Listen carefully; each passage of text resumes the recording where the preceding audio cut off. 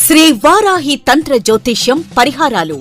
మనిషి జీవితం కాలానికి అధీనమై ఉంటుంది. కాలం వ్యతిరేకమైనప్పుడు మనిషి అనేక రకాల సమస్యలను ఎదుర్కోవలసి వస్తుంది. జీవితంలో అభివృద్ధి లేకపోవడం, వివాహం కాకపోవడం, వృత్తి వ్యాపారాల్లో ఇబ్బందులు, దాంపత్య సంతాన సమస్యలతో తల్లడిల్లుతున్న వారు, గ్రహపీడ, దుష్ట ప్రయోగాల వలన ఇబ్బందులు, ఎంత కష్టపడినా చేపల చెరువులు కలిసి రాకపోవటం, నరదిష్టి వంటి అమానుష శక్తులచే పీడింపబడినప్పుడు మీ జాతక చక్రంలోని గ్రహస్థితులను అనుసరించి ప్రస్తుతం మీరు ఎదుర్కొంటున్న వివిధ సమస్యలకు అవసరమైన తంత్ర పరిహారాలు చూపగలరు. శ్రీ వారాహి అమ్మవారి ఆశీస్సులతో వాక్సిద్ధి, మంత్రసిద్ధి, దైవసిద్ధి పొంది తంత్ర జ్యోతిష్యం ద్వారా ఎంతో మందికి పరిష్కారం చూపిస్తున్న తంత్ర జ్యోతిష్య నిపుణులు పాలంకి సుబ్రహ్మణ్య శర్మ గారిని సంప్రదించారు.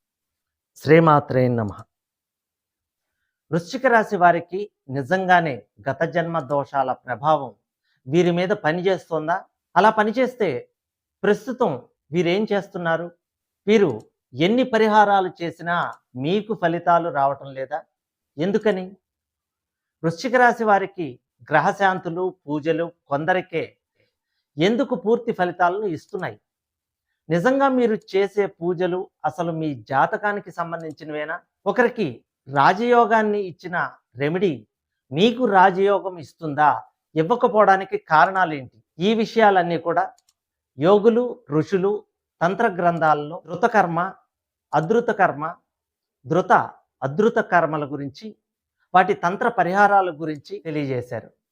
వృశ్చిక రాశి వారు ఖచ్చితంగా తెలుసుకోవాల్సిన విషయాలు. నేను చెప్పే లక్షణాలు మీరు కలిగి ఉంటే తప్పకుండా కామెంట్ సెక్షన్లో కామెంట్ చేయండి.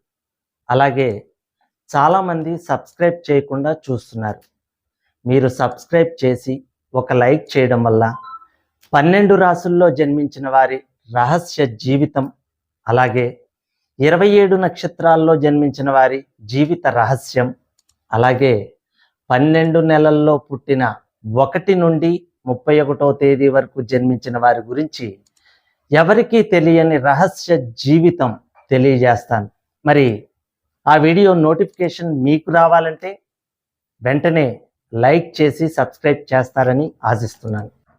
ఈ రాశి వారు గత జన్మ, ప్రస్తుత జన్మ వివరాలు, వాటి పరిహారాలు పూర్తిగా తెలుసుకోవాలనుకునేవారు స్కిప్ చేయకుండా పూర్తి వీడియో చూడండి. ఎన్నో ఆసక్తికరమైన విషయాలు పురాతన తంత్ర గ్రంథాల ద్వారా కొన్ని, అనుభవపూర్వకంగా తెలుసుకున్నవి కొన్ని మీకు తెలియజేస్తాను. ఈ విషయాల మీద మీ అమూల్యమైన అభిప్రాయాన్ని ఖచ్చితంగా కామెంట్ సెక్షన్లో కామెంట్ చేయండి. ఒక వ్యక్తి అసాధారణమైన ప్రజ్ఞను ప్రదర్శిస్తూ ఉన్నట్లయితే అందుకు తగిన శక్తి సామర్థ్యాలను అతడు గత జన్మలో సంపాదించుకుని ఉన్నాడు అని గుర్తించాలి. ఏ పొరపాట్లు గత జన్మలో చేశారో తెలుసుకుంటే ఈ జన్మలో వాటిని దిద్దుకుని ప్రస్తుత జన్మను, రాబోయే జన్మను సుఖవంతం చేసుకోవచ్చు. అందుకు ఉపయోగపడేది తంత్ర జ్యోతిష్య శాస్త్రం అని ప్రతి ఒక్కరూ గుర్తించాలి. అయితే ఈ కర్మలు ఏమిటి, వీటికి ఎటువంటి పరిహారాలు చేసుకోవాలి అనే విషయాలు చివరిలో తెలియజేస్తాను. అయితే ఒక వ్యక్తి గత జన్మ వివరాలు తెలుసుకోవటానికి అతనికి ప్రస్తుత జన్మకు చెందిన జాతక చక్రాన్ని క్షుణ్ణంగా పరిశీలించాలి. ఒక ముఖ్య విషయం ప్రతి ఒక్కరూ తెలుసుకోవాల్సి ఉంది. ప్రస్తుతం జీవిస్తూ ఉన్న అందరికీ గత జన్మ ఉండి ఉండకపోవచ్చు. వాళ్ళకి ఈ జన్మ మొదటి జన్మే కావచ్చు. ఒక వ్యక్తి జాతక చక్రంలోని గ్రహం యొక్క స్థితిని బట్టి ఆ వ్యక్తికి ధృత కర్మ ఉందా, అధృత కర్మ ఉందా, ధృత అధృత కర్మ ఉందా అన్న విషయం తెలుసుకోవచ్చు. అయితే గ్రహశాంతులు, పూజలు కొందరికే ఎందుకు పూర్తి ఫలితాలను ఇస్తున్నాయి? జాతకంలో ఏం రాసి ఉన్నదో అదే జరుగుతుంది. నుదుటి మీద బ్రహ్మ రాసిన వ్రాతను తప్పించటానికి ఎవరికీ సాధ్యం కాదు. ఈ వాక్యాలు అక్షర సత్యాలు, తిరుగులేని నిజాలు అని ఎవరైనా సరే ఒప్పుకోక తప్పదు. అలా అయితే మహామేధావులు, దివ్య దృష్టి కలిగిన ప్రాచీన భారతీయులు, మహర్షులు దైవానుగ్రహాన్ని, గ్రహాల అనుగ్రహాన్ని ప్రసాదించే వివిధ రకాల పరిహారాల గురించి ఎందుకు చెప్పారు? అంతేకాకుండా ప్రాచీన కాలానికి చెందిన నాడీ శాస్త్ర గ్రంథాల్లో కూడా ప్రతి వ్యక్తి యొక్క జాతకంతో పాటుగా ఆ వ్యక్తికి ఎదురయ్యే గ్రహ సంబంధ పీడలకు ఏ ఏ పరిహారాలు చేసుకోవాలో ఎందుకు వ్రాయబడ్డాయి అన్న సందేహం కనీసం కొంతమందికైనా వస్తుంది. ఒక వ్యక్తి యొక్క గత జన్మ చెడు కర్మలు తక్కువగాను, మంచి కర్మలు ఎక్కువగాను ఉన్నప్పుడు ఆ వ్యక్తికి ఈ జన్మలో ఎదురయ్యే సమస్యలు గ్రహ సంబంధ పరిహారాల ద్వారా, దైవ సంబంధ పూజల ద్వారా పరిష్కారం అవుతాయి. ఇంకొక ముఖ్య విశేషం ఏంటంటే, గత జన్మ పాపకర్మ విపరీతంగా ఉన్న వ్యక్తులకు తీవ్రమైన రోగబాధలు, ఇతర కష్టాలు ఈ జన్మలో సంపూర్తిగా అనుభవించాలని విధి నిర్ణయిస్తుంది. అలాంటి జాతకులు ఈ పరిహారాల వల్ల ఏ ప్రయోజనం ఉండదు, డబ్బు సమయం వృధా అవుతుంది అని వాదిస్తూ ఉంటారు. వాళ్ళు తమకు ఎదురవుతున్న సమస్యలకు జ్యోతిష్య శాస్త్ర రీత్యా చెప్పబడిన పరిహారాలను చేసుకుని ఆపై ఫలితాలు రాకపోతే అప్పుడు పరిహారాలు వృధా అని చెప్పాలి. అయితే వాళ్ళకి వాళ్ళ చెడు కర్మ అనుభవించాల్సిన యోగం ఉన్న కారణంగా వాళ్ళు దేవుడిని నమ్మరు, ఆ దేవుడికి సంబంధించిన పరిహారాలను నమ్మరు. కొంతమంది పరిహారాలు చేయించుకుంటే వాళ్ళకి కనీసం 40 రోజుల్లో, గరిష్టంగా 1 సంవత్సరంలోగా మంచి ఫలితాలు వస్తాయి.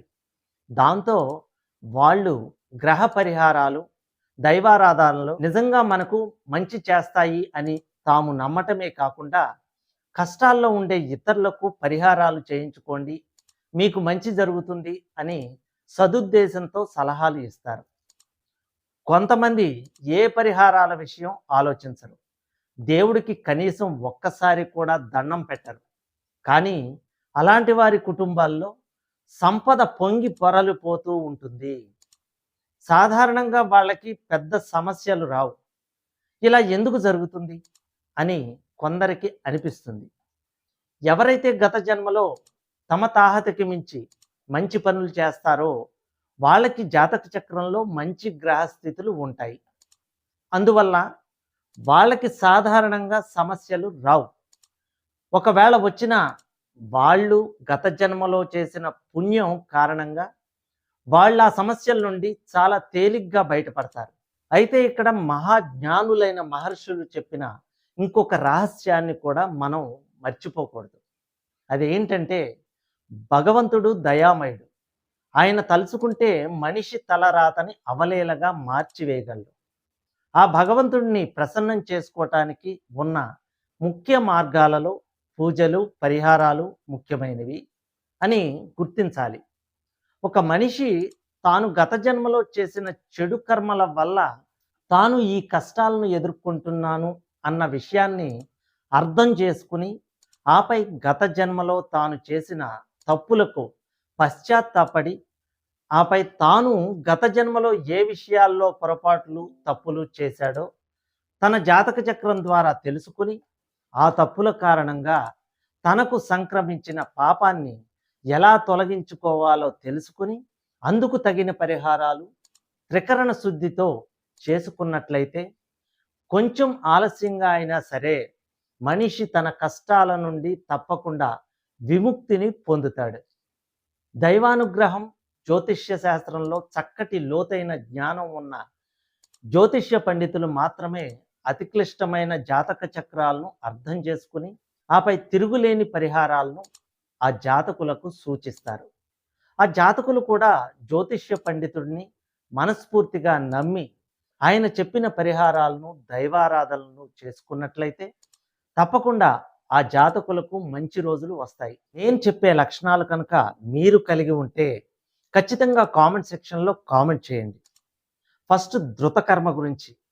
ఈ జాతకులు లేదా జాతకురాలు గత జన్మలో తీవ్రమైన పాపాలు చేసి ఉన్నట్లయితే, అంటే ఆస్తుల పంపకం సమయంలో అన్నదమ్ములను లేదా అక్క చెల్లెలను దారుణంగా మోసం చేసి వాళ్ళ వాటాలు కూడా తానే దోచుకోవటం, ఎవరినైనా హత్య చేయించటం లేదా చేయటం, వృద్ధాప్యంలో ఉన్న తల్లిదండ్రులకు అన్నం నీళ్లు ఇవ్వకుండా నరక యాతనలకు గురి చేయటం, కూలి వాళ్ళ చేత బండ చాకిరీ చేయించుకుని చివర్లో ఏదో వంక పెట్టి వాళ్లకు ఇవ్వవలసిన కూలి ఎగ్గొట్టం, తనకు మేలు చేసిన వారికి వెన్నుపోటు పొడిచి వాళ్ళని నాశనం చేయటం, కామంతో కళ్ళు మూసుకుపోయి దానికి ప్రేమ అనే పేరు పెట్టి ఆపై తల్లిదండ్రుల గౌరవాన్ని మనశ్శాంతిని నాశనం చేసి ప్రేమ వివాహాలు చేసుకోవటం ఫలితంగా తల్లి లేదా తండ్రి యొక్క అకాల మరణానికి లేదా ఆత్మహత్యలకు కారణం కావటం, ఇలాంటి చెడు కర్మలను ధృత కర్మ అని పిలుస్తారు. ఇలాంటి పాపాలు గత జన్మలో చేసిన జాతకులకు ఈ జన్మలో అతి దారుణమైన కష్టాలు ఎదురవుతాయి. చెప్పుకోవటానికి వీలు కాని వ్యాధులు పీడిస్తాయి. ఇలాంటి జాతకులకు ఎన్ని పరిహారాలు చేసినా ఆవగింజంత పరిహారం దొరకదని గుర్తించాలి. పైగా గత జన్మలో తీవ్రమైన పాపాలు చేసిన వాళ్ళకి పరిహారాలు చేయించిన పండితులకు కూడా తీవ్రమైన పాపం చుట్టుకునే ప్రమాదం ఉందని మర్చిపోకూడదు. ఈ జాతకుడు లేదా జాతకురాలు గత జన్మలో ధృతకర్మను చేశారా లేదా అన్న విషయాన్ని ముందు నిర్ధారించుకోవాలి. ఇందుకోసం జాతక చక్రాన్ని పరిశీలించాల్సి ఉంటుంది. అయితే ఇందులో ముఖ్యమైన విషయాలు తెలుసుకోవాలి. ఆ జాతక చక్రానికి సంబంధించిన వ్యక్తికి ఆ సమయంలో జ్యోతిష్కుడి వద్దకు జాతకుడు జాతకురాలు వచ్చిన సమయం, జరుగుతున్న మహాదశ యొక్క అధిపతి, అంతర్దశ యొక్క అధిపతి, ఆ జాతకంలోని లగ్నాధిపతి, జన్మచంద్రుడు అనే గ్రహాలపై శుభగ్రహం అయిన గురువు యొక్క వీక్షణ అంటే దృష్టి ఉందా లేదా అన్న విషయాన్ని గుర్తించాలి. అదేవిధంగా జాతక చక్రంలో జాతకుల యొక్క గత జన్మ పుణ్యకర్మలను సూచించే 9వ స్థానం యొక్క అధిపతి యొక్క దృష్టి పైన చెప్పిన గ్రహాలపై ఉన్నదా లేదా అన్న విషయాన్ని కూడా తెలుసుకోవాలి. అలాంటి మంచి పరిస్థితులు ఆ జాతక చక్రంలో లేనట్లయితే ఆ వ్యక్తి గత జన్మలో ధృతకర్మ చేశాడని, అందువలన ఆ జాతకుడికి పరిహారాలు చేయించినా ఏ విధమైన ఫలితము ఉన్నదని అర్థం చేసుకోవాలి. మరి ఇలాంటి వారు ఏమి చేయాలో చివరిలో తెలియజేస్తాను. ఇక ధృత అధృత కర్మ క్షమించదగిన స్థాయిలో చేసిన గత జన్మ చెడు కర్మని ధృత అధృత కర్మ అని పిలుస్తారు. సాధారణంగా అజ్ఞానంతో ఇలాంటి తక్కువ స్థాయి పాపాలను మానవులు చేస్తూ ఉంటారు. ఏదేమైనా ధృత అధృత కర్మ చేసిన వ్యక్తుల యొక్క జాతకాలలో లగ్నాధిపతి జన్మచంద్రుడు, మహాదశ అధిపతి, అంతర్దశ అధిపతి, పైన శుభగ్రహం అయిన గురువు యొక్క శుభదృష్టి లేదా పూర్వజన్మ పుణ్యాన్ని సూచించే నవమ స్థానంలో ఉన్న గ్రహం యొక్క దృష్టి పడినట్లుగా ఉన్నట్టయితే ఇలాంటి జాతకులకు పరిహారాలు చేయిస్తే తప్పకుండా వాళ్ళ సమస్యలు చాలా వరకు తీరిపోతాయని చెప్పవచ్చు. ఇక అధృత కర్మ ఒక వ్యక్తి గత జన్మలో చేసిన చెడు కర్మ చాలా తక్కువ పరిమాణంలో ఉన్నట్టయితే, అంటే ఇతరుల పట్ల చెడు ఆలోచనలు చేయటం లాంటివి అన్నమాట. ఇతరులకు చెడు చెయ్యాలి అన్న ఆలోచన ఉంటుందే కానీ దానిని కార్యరూపంలోకి తీసుకురావటం జరగదు. అంటే నిజంగా ఇతరులకు చెడు చేయటం జరగదు.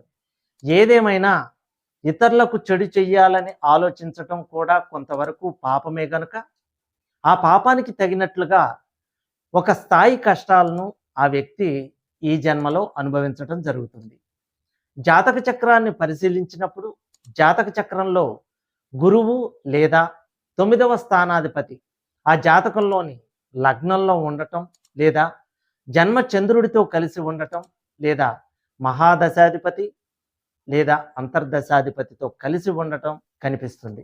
ఈ స్థితిని బట్టి అర్థం చేసుకోవాల్సింది ఏంటంటే ఈ జాతకుడికి జాతకురాలికి ఏ విధమైన పరిహారాలు చేయవలసిన పని లేదు. ఆ వ్యక్తికి వచ్చిన కష్టాలు వాటంతటవే కొద్ది కాలంలోనే తొలగిపోతాయని గ్రహించాలి. 2 రకాల పరిహారాలు ఉంటాయని తంత్రశాస్త్రాలు తెలియజేస్తున్నాయి. వాటి వివరాలు క్లుప్తంగా తెలియజేస్తాను. దృష్ట శాంతి ఈ విధానంలో ఒక సమస్యకి ఏ పరిహారం చేస్తున్నారో దానికి ఎలాంటి ఫలితం వస్తుందో పరిహారం చేయించుకునే వ్యక్తికి, చేయించే పండితుడికి స్పష్టంగా తెలిసి ఉండాలి. ఇక్కడ సమస్య ఏమిటో, దానికి పరిష్కారం ఏమిటో ఆ సమస్యని ఎదుర్కొంటున్న వ్యక్తికి, ఆ సమస్యకి పరిష్కారం చూపిన వ్యక్తికి కూడా తెలిసి ఉండాలి. ఈ రకమైన పరిహారాన్ని దృష్ట శాంతి అని పిలుస్తారు. ఇక అదృష్ట శాంతి అదృష్ట అనగా కంటికి కనపడనిది అని అర్థం. కేవలం జ్యోతిష్య పండితుడికి జాతకుడి యొక్క జాతక చక్రంలో మాత్రమే ఈ అదృష్ట శాంతి గురించి, అంటే కంటికి కనపడని ప్రభావాలు కలిగిన శాంతి అంటే పరిహారాల గురించి కనిపిస్తుంది. ఈ విధానంలో జాతకుడు జ్యోతిష్య పండితుడు చెప్పిన పరిహారాలను మరొక ఆలోచన లేకుండా, అంటే మారు మాట్లాడకుండా చేయించుకుంటాడు. అయితే ఈ పరిహారాల ద్వారా ఏ విధమైన మార్పులు తన జీవితంలో వస్తాయో జాతకుడికి ఏమాత్రం తెలియవు. కేవలం వాటి యొక్క ఫలాన్ని మాత్రమే జాతకుడు అనుభవిస్తాడు. గ్రహదోషాల కోసం చేయించే పరిహారాలు, హోమాలు, తీర్థయాత్రలు, పేదలకు అన్నదానం చేయటం, సత్రాలు కట్టించడం, పాఠశాలలు పెట్టించడం, సొంతంగా రక్తదానాలు చేయటం, ఇతరుల చేత చేయించటం, ఇలాంటి పరిహారాలను లేదా శాంతులను అదృష్ట శాంతి అనే పేరుతో పిలుస్తారు. కనుక గత జన్మలో తీవ్రమైన పాపాలు చేసి ఆ పాప ఫలితాన్ని ఈ జన్మలో అనుభవిస్తున్న వారు, ధృతకర్మ చేసిన వారు తమ జాతక చక్రంలో ఉన్న గ్రహస్థితులను బట్టి అతి శక్తివంతమైన తాంత్రిక పరిహారాలను చేయించుకున్నట్లయితే సమస్యలు కొంతవరకైనా పరిష్కారం దొరుకుతుంది.